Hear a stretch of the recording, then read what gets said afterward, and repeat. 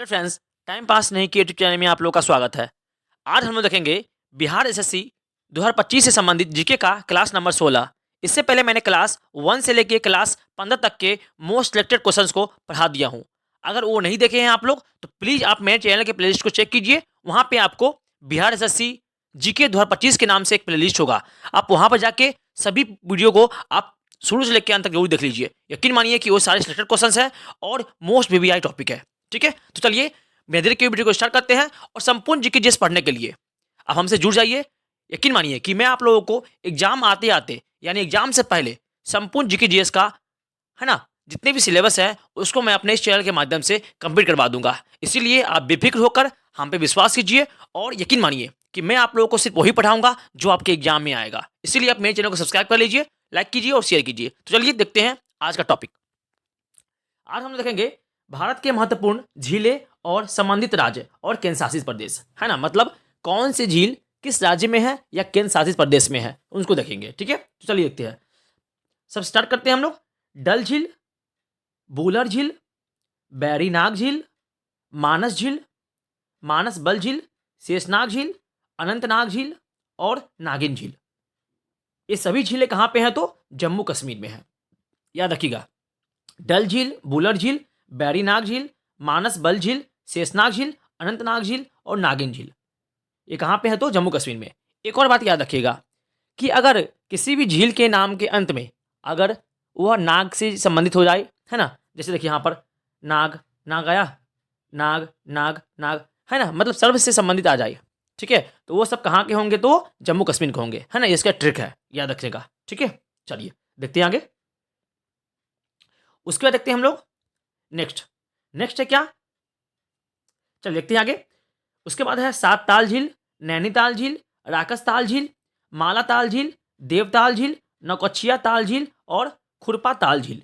ठीक है, ये सब कहाँ पे है तो उत्तराखंड में। यानी कि जितने भी झील अगर उसके लास्ट में ताल लगा हो, ताल लगा हो, तो वो सारे कहाँ के होंगे तो होंगे उत्तराखंड के। आप आंख बंद करके इसका आंसर दे सकते हैं। ठीक है, किसी भी झील के अंत में अगर ताल लगा है ना, तो वो सब कहाँ के होंगे तो उत्तराखंड के होंगे। जैसे सात ताल झील, नैनीताल झील, राकस ताल झील, मालताल झील, देवताल झील, नौकछिया ताल झील और सुरपा ताल झील, ये सब कहाँ पे है तो उत्तराखंड में है। ठीक है, चलिए इससे आप समझ में आएगा, आप याद कर सकते हैं इसको अच्छे से।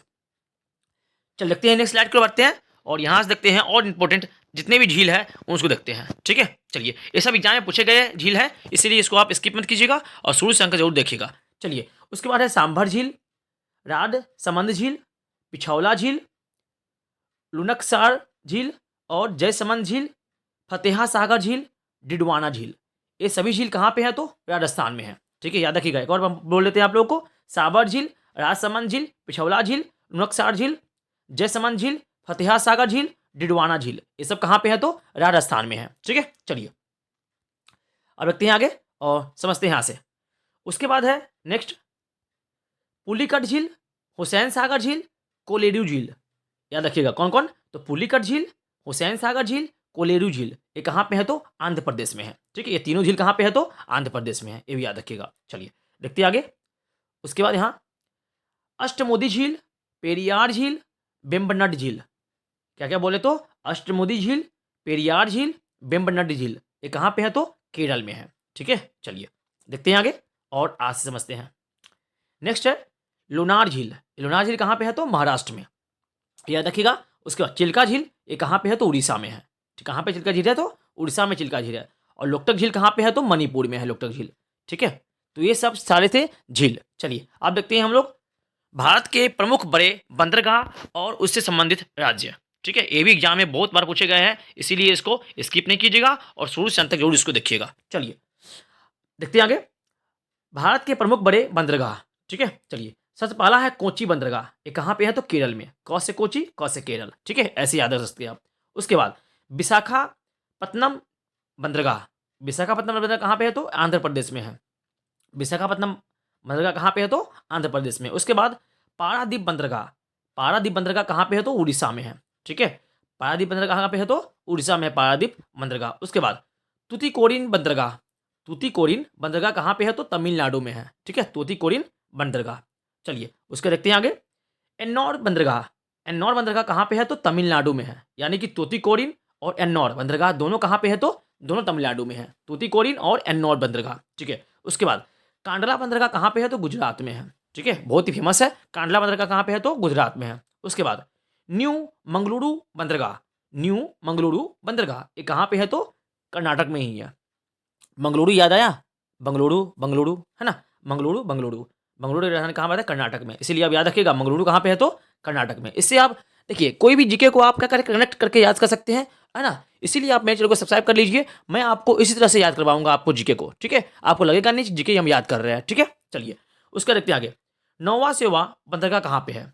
नोवा सेवा बंदरगाह कहाँ पे है? तो ये महाराष्ट्र में है। कौन सा बोले? तो नोवा सेवा, ये बंदरगाह कहाँ पे है? तो महाराष्ट्र में है। आगे पोर्ट ब्लेयर बंदरगाह कहाँ पे है? तो अंडमान में, है ना। अंडमान का क्या है? पोर्ट ब्लेयर है ना, याद रखिएगा। अंडमान निकोबार का राजधानी कहाँ पे है? तो पोर्ट ब्लेयर, इसीलिए इसकी राजधानी में ही ये छुपा हुआ है इसका नाम। पोर्ट ब्लेयर कहाँ पर है? तो अंडमान निकोबार में, ठीक है, यानी कि अंडमान में है, ठीक है। चलिए तो यहाँ पे ये टॉपिक समाप्त होते हैं, दोनों टॉपिक।